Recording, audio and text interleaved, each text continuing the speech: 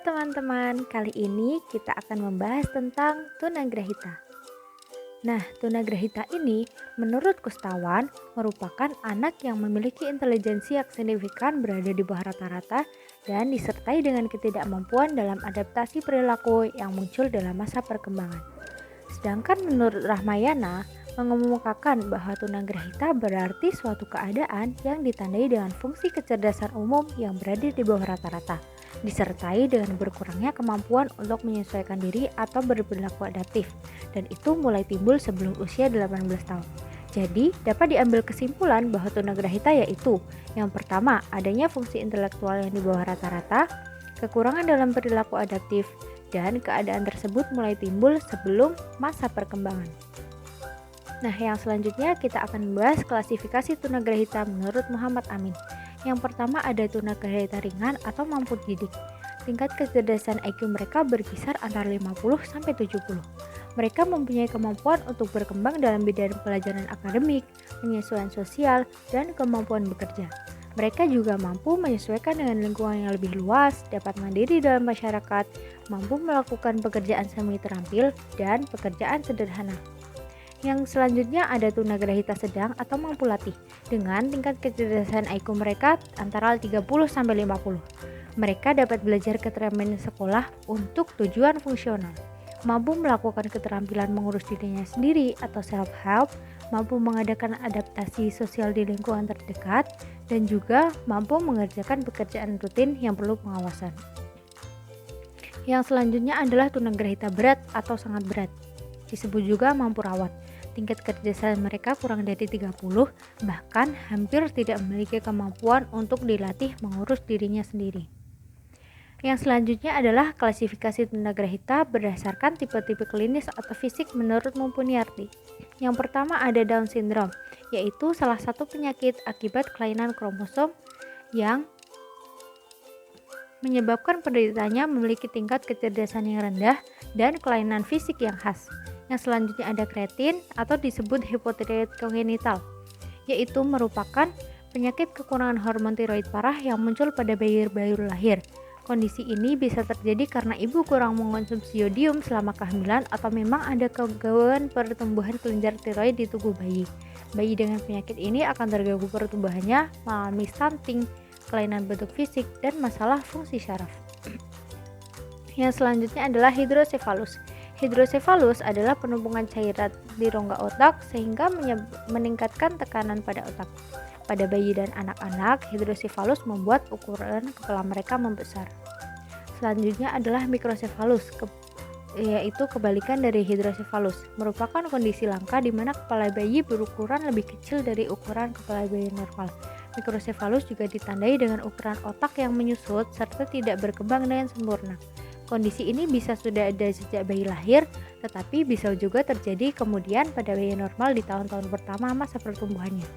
Yang terakhir adalah brachycephal, yaitu suatu kondisi yang ditandai dengan area pipih di bagian belakang tengkorak bayi. Brachycephal memiliki tengkorak yang relatif lebar dan pendek. Bayi dengan brachycephal, kepalanya juga sering lebih tinggi di bagian belakang dan seluruh bagian belakang kepala bisa tampak benar-benar datar dengan tidak adanya pembulatan ke arah leher. Brachycephal merupakan salah satu bentuk sindrom kepala datar. Yang selanjutnya adalah penyebab tunagrahita. Tunagrahita dapat disebabkan berikut, yaitu general atau secara umum karena kerusakan atau kelainan biokimiawi atau abnormalitas kromosom. Yang kedua adalah prenatal atau sebelum lahir, dapat disebabkan karena infeksi rubella atau cacar dan juga karena faktor resus pada orang tuanya. Yang selanjutnya adalah pada masa kelahiran atau prenatal yang disebabkan oleh kejadian-kejadian yang terjadi pada masa kelahiran. Kejadian tersebut dapat berupa luka, sesak nafas, atau bayi yang lahir secara prematur. Selanjutnya adalah postnatal atau setelah lahir akibat infeksi, misalnya meningitis atau peradangan pada selaput otak dan problem nutrisi yaitu kekurangan gizi seperti kekurangan protein. Yang selanjutnya adalah setelah sosiokultural atau sosial budaya lingkungan. Selanjutnya adalah gangguan metabolisme. Usaha pencegahan yang dapat dilakukan, yang pertama adalah praktik prenatal atau usaha yang dilakukan untuk memeriksa kehamilan dengan harapan dapat dideteksi kelainan-kelainan yang ada sedini mungkin. Yang selanjutnya ada imunisasi untuk mencegah timbulnya penyakit-penyakit yang mengganggu perkembangan bayi. Kemudian ada tes darah dilakukan pada pasangan-pasangan yang akan menikah untuk menghindari kemungkinan menurunnya benih-benih yang berkelainan. Selanjutnya adalah pemeliharaan kesehatan selama masa kehamilan, seperti mengkonsumsi makanan yang bergizi dan menghindari pantangan selama kehamilan. Selanjutnya ada sanitasi lingkungan. Kemudian ada penyuluhan genetik. Yang selanjutnya adalah tindakan operasi dilakukan apabila kelahiran berisiko tinggi. Kemudian ada program keluarga berencana untuk mengatur kehamilan dan menciptakan keluarga yang sejahtera baik secara fisik maupun psikis. Yang terakhir adalah intervensi dini. Intervensi dini adalah serangkaian tindakan tertentu yang dilakukan oleh orang tua, pengasuh, atau pendidik anak usia dini yang perkembangan kemampuannya menyimpang karena tidak sesuai dengan usianya. Tujuan intervensi dini ini untuk mengkoreksi, memperbaiki, dan mengatasi masalah penyimpangan perkembangan sehingga anak dapat tumbuh dan berkembang optimal sesuai dengan potensi yang dimilikinya. Selanjutnya adalah karakteristik anak tunagrahita menurut Muhammad Amin secara kecerdasan, yaitu kapasitas belajarnya sangat terbatas terutama untuk hal-hal yang konkret. Dalam belajar tidak banyak membeo, mengalami kesulitan menangkap perasaan atau lamban, memerlukan waktu lama untuk menyelesaikan tugas, dan memiliki kesanggupan yang rendah dalam mengingat atau memerlukan jangka waktu yang lama. Secara aspek sosial, mereka dalam pergaulan tidak dapat mengurus, memelihara, dan memimpin diri. Waktu masih kanak-kanak, setiap aktivitasnya harus selalu dibantu. Biasanya mereka bermain dengan yang lebih muda usianya, dan setelah dewasa kepentingan ekonominya sangat tergantung pada bantuan orang lain. Mereka juga mudah terjerumus dalam tingkat terlarang, seperti mencuri, merusak, atau pelanggaran seksual. Secara aspek kepribadian, mereka tidak percaya terhadap kemampuannya sendiri, tidak mampu mengontrol dan menyerahkan diri, selalu tergantung pada pihak luar, dan mengalami kesulitan dalam memusatkan perhatiannya atau mudah lupa. Selanjutnya adalah model pelayanan pendidikan pada anak tunagrahita. Yang pertama adalah kelas transisi. Kelas transisi merupakan kelas bagi anak tunagrahita yang berada di sekolah reguler sebagai persiapan dan pengenalan pelajaran dengan acuan kurikulum SD dengan modifikasi sesuai kebutuhan anak. Yang selanjutnya adalah sekolah khusus atau SLB, merupakan layanan pendidikan untuk anak tunagrahita yang diberikan pada sekolah luar biasa. Kegiatan belajar mengajar sepanjang hari dilakukan di kelas khusus dengan berbagai kategori dan pembagian yang tertentu. Selanjutnya ada pendidikan inklusi, yaitu layanan pendidikan yang diselenggarakan pada sekolah reguler. Anak tunagrahita belajar bersama-sama dengan anak reguler pada kelas dan guru atau pembimbing yang sama. Kemudian ada program sekolah di rumah. Program ini diperuntukkan bagi anak tunagrahita yang tidak mampu mengikuti pendidikan di sekolah khusus karena keterbatasannya, misalkan karena sakit. Selanjutnya adalah gria rehabilitasi. Gria ini diperuntukkan bagi anak tunagrahita pada tingkat berat yang mempunyai kemampuan pada tingkat sangat rendah dan pada umumnya memiliki kelainan ganda seperti penglihatan, pendengaran, atau motorik. Kemudian implikasi pelayanan pendidikan bagi anak tunagrahita. Yang pertama ada occupational therapy atau terapi gerak.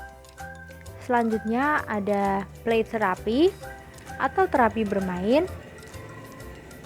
Kemudian ada activity daily living atau kemampuan merawat diri.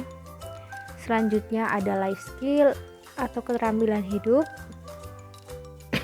Dan yang terakhir adalah vocational therapy atau terapi bekerja. Yang terakhir kita akan membahas mengenai masalah yang dihadapi oleh anak tunagrahita. Yang pertama ada masalah belajar. Anak tunagrahita mengalami kesulitan untuk dapat berpikir secara abstrak. Belajar apapun harus terkait dengan objek yang bersifat konkret. Kondisi seperti itu ada hubungannya dengan kelemahan ingatan jangka pendek, kelemahan dalam bernalar, dan sukar sekali dalam mengembangkan ide. Anak tunagrahita dalam mempelajari sesuatu kerap kali melakukannya dengan cara coba-coba atau trial and error. Yang selanjutnya ada masalah penyesuaian diri. Anak tunagrahita mengalami kesulitan dalam memahami dan mengartikan norma lingkungan. Oleh karena itu, anak tunagrahita sering melakukan tindakan yang tidak sesuai dengan norma lingkungan di mana mereka berada. Tingkah laku anak tunagrahita sering dianggap aneh oleh sebagian anggota masyarakat karena mungkin tindakannya tidak lazim dilihat dari ukuran normatif atau karena tingkah lakunya tidak sesuai dengan perkembangan umurnya. Yang selanjutnya masalah berkaitan dengan gangguan bicara dan bahasa. Nah, jadi anak tunagrahita itu mengalami gangguan bicara dibandingkan dengan anak-anak normal. Kelihatan dengan jelas bahwa terdapat hubungan yang positif antara rendahnya kemampuan kecerdasan dengan kemampuan berbicara yang dialami. Hal yang lebih serius dari gangguan bicara adalah gangguan bahasa, di mana seorang anak mengalami kesulitan dalam memahami dan menggunakan kosakata dalam kehidupan sehari-hari. Yang selanjutnya ada masalah kepribadian. Anak tunagrahita memiliki ciri kepribadian yang khas, berbeda dari anak-anak pada umumnya. Perbedaan ciri kepribadian ini berkaitan erat dengan faktor-faktor yang melatar belakanginya. Terdapat sejumlah alasan yang menjelaskan mengapa anak tunagrahita memiliki masalah dan kepribadian. Alasan-alasan tersebut meliputi isolasi sosial dan penolakan, labeling dan stigma, stres keluarga, frustasi dan kegagalan, disfungsi otak, dan karena kesadaran yang rendah pada anak tunagrahita. Demikian yang bisa saya sampaikan. Mohon maaf apabila terdapat banyak kesalahan kata dan semoga bermanfaat. Terima kasih.